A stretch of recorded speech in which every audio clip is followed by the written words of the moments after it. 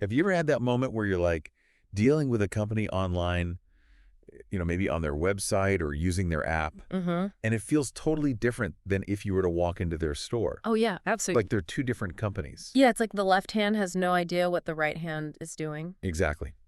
And that is what we're going to kind of dive into today. Right. Because we were looking at this really interesting case study Okay. by Cognitive Market Research, CMR, and they were looking at how this major manufacturer was dealing with this exact problem Interesting. of, customers feeling like they Oh, were yeah. dealing with different companies, Yeah. depending on whether they were at the store or online or on their phone. Makes a lot of sense. It's a common issue for sure. Yeah, and the core of it is that, their physical stores, their e-commerce site, and the app were all just totally separate. Yeah. And it just created these inconsistencies for customers. Well, think about it. You're a customer, you see a deal online, right? You get all excited, you head to the store to buy it, and then nothing. Or, even worse, the staff has no idea what you're talking about. Yeah. Talk about a quick way to erode trust.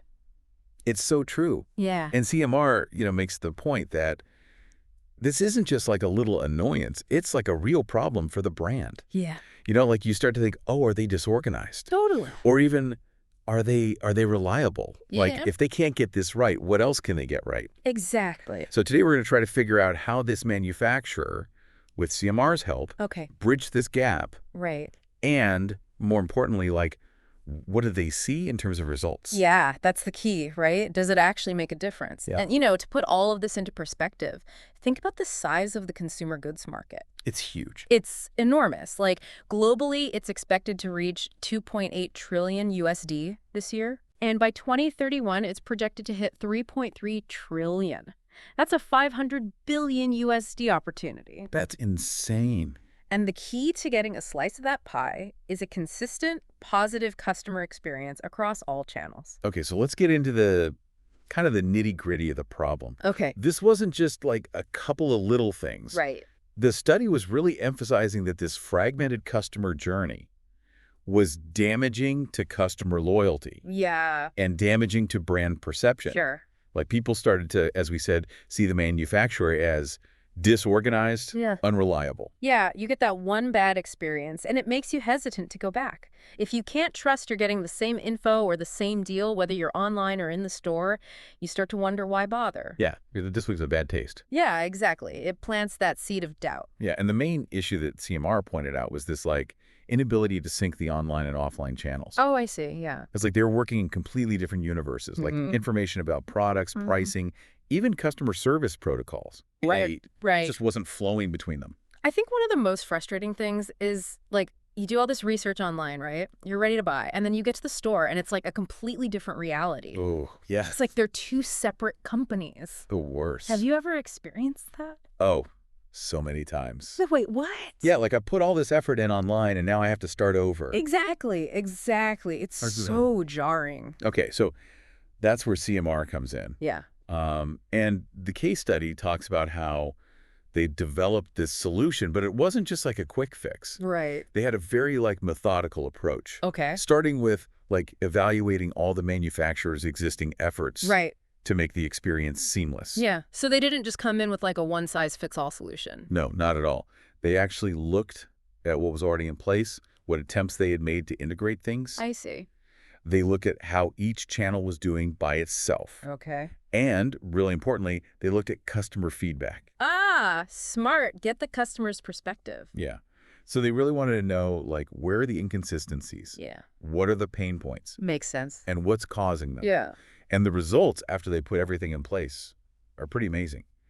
They saw a 10% improvement in customer retention, a 15% increase in customer satisfaction, and a 12% decrease in operational inefficiencies. So real measurable improvements. Yeah. Not just oh, we feel better about things. Exactly, real numbers. Hard numbers. Okay, so let's dive into the main parts of their solution. The first thing was they implemented a centralized customer data platform, a CDP. Okay.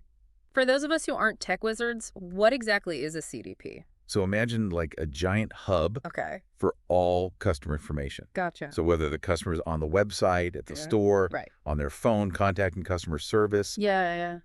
all that information gets pulled into this one place. So it's like a 360-degree view of each customer. Yeah, exactly. Makes sense. You can really start to understand their behavior and preferences. Yeah, and you can make sure that everyone in the company has the same accurate, up-to-date information. Yeah.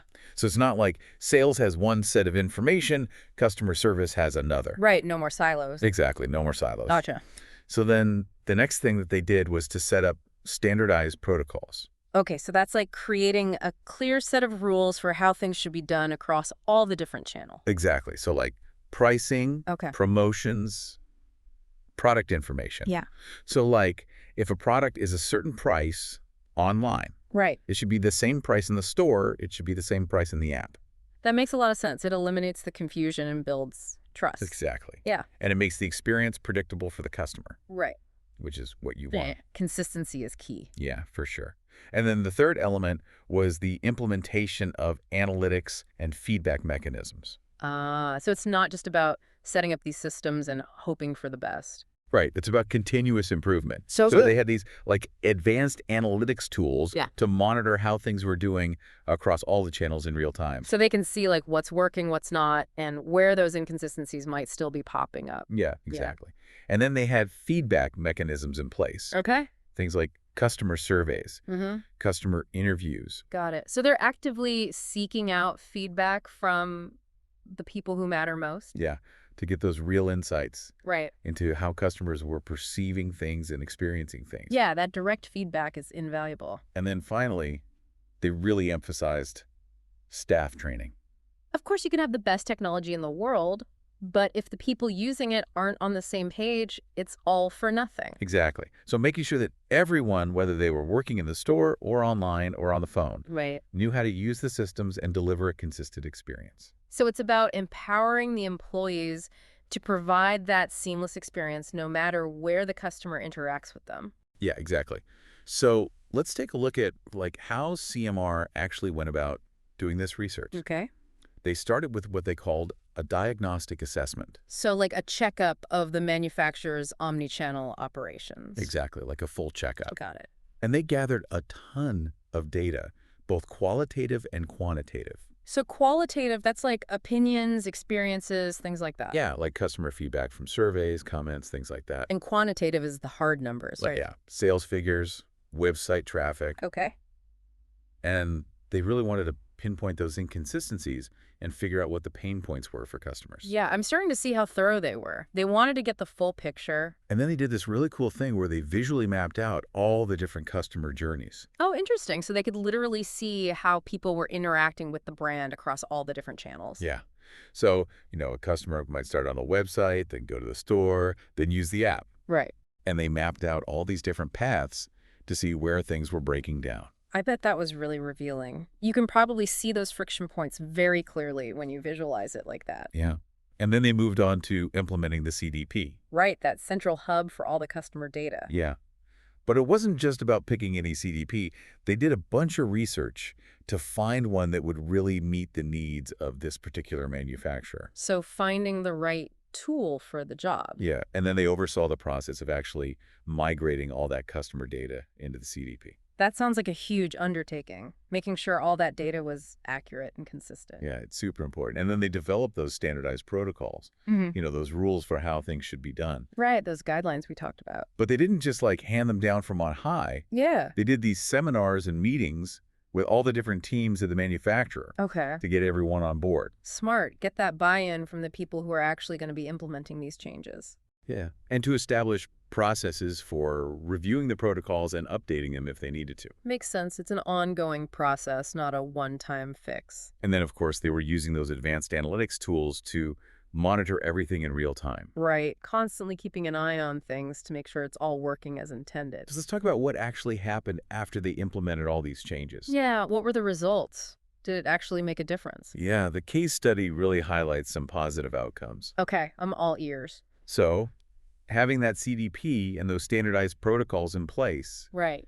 they were finally able to create that seamless customer experience. So customers were seeing the same information, same pricing, same promotions across all channels. Yeah.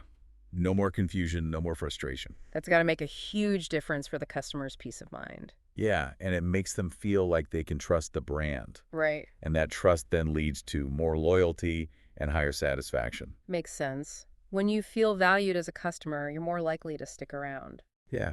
And beyond just the customer-facing stuff, there were improvements in the way the manufacturer was operating internally. Okay, how so? So those standardized processes and having all that customer data in one place, Uh-huh.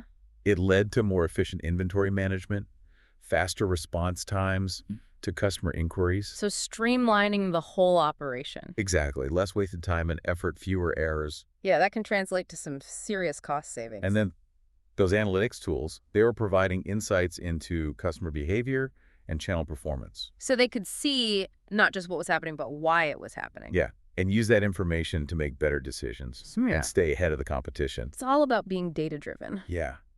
So overall, it really strengthened their brand reputation, made them more competitive, and gave them a real advantage in the market. Yeah, when you're known for providing a consistently great experience, that's a powerful thing. It really is. And, we were talking about that huge global market for consumer goods. Right. Those trillions of dollars. The case study specifically says that these improvements in the customer experience allowed the manufacturer to capture more of that market. Interesting. So they weren't just making existing customers happy, they were attracting new ones too. Exactly. Yeah. Because they had a better reputation, they were more efficient, they were more competitive. It's like a positive feedback loop. Happy customers lead to more customers. Yeah. So I guess the big takeaway from all this is that having a really integrated omnichannel strategy Yeah. isn't just like a nice to have. Right. It's essential. It's the foundation for success in today's world. Yeah. And it really does have a huge impact on the customer experience, on loyalty, on how efficient the business is. It's about creating a win-win situation. Happy customers and a thriving business. Yeah, for sure. And it makes you think, like, when you're interacting with different companies, are you noticing those friction points? Yeah. Are you thinking about how integrated their approach is? It's something we probably don't always consciously think about, but it definitely shapes our perceptions of a brand. Yeah, and our loyalty to them. Absolutely. If a company's making it difficult for me to do business with them, I'm going to go somewhere else. Yeah, totally. So much to think about. I think this has been really Oh, interesting. yeah. Thanks for diving into it with me. My pleasure. And to everyone listening, thanks for joining us today. Yeah, thanks for listening. We'll see you next time for another deep dive. See you then.